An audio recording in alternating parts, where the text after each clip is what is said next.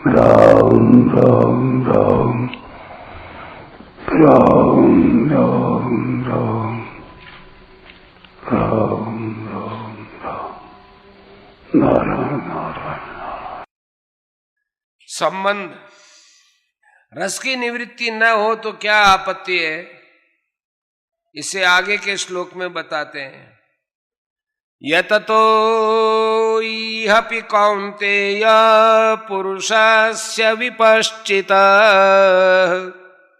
इंद्रियाणि प्रमाथीनि हरन्ति प्रसभं मनः।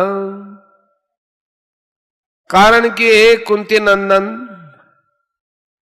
रस बुद्धि से यत्न करते हुए विद्वान मनुष्य की भी प्रमथनशील इंद्रियां उसके मन को बलपूर्वक हर लेती हैं। व्याख्या, यततो हि अपि प्रसवम मनः,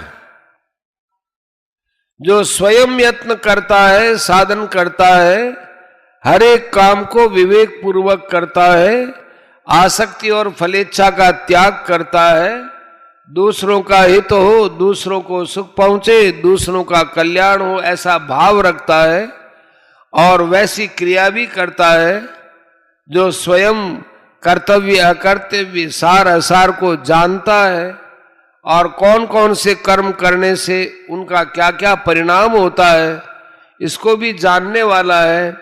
ऐसे विद्वान पुरुष के लिए यहाँ यततो यपि पुरुषस्य विपश्चितः पदाय है। प्रयत्न करने वाले ऐसे विद्वान पुरुष की भी प्रमथनशील इंद्रियां उसके मन को बलपूर्वक हर लेती है, विषयों की तरफ खींच लेती है, अर्थात वह विषयों की तरफ खींच जाता है, आकृष्ट हो जाता है।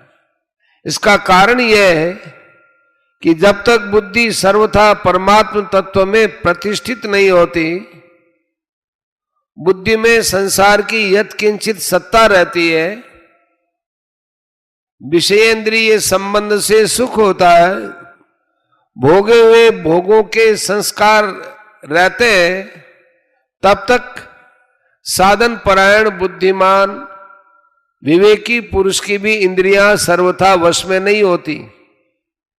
इंद्रियों के विषय सामने आने पर भोगे हुए भोगों के संस्कारों के कारण इंद्रियां मन बुद्धि को जबरदस्ती विषयों की तरफ खींच ले जाती हैं और अनेक ऐसे ऋषियों के उदाहरण भी आते हैं जो विषयों के सामने आने पर विचलित हो गए। अतः साधक को अपने इंद्रियों पर कभी भी मेरी इंद्रियां वश में है ऐसा विश्वास नहीं करना चाहिए और कभी भी यह अभिमान नहीं करना चाहिए कि मैं जितेंद्रिय हो गया हूं।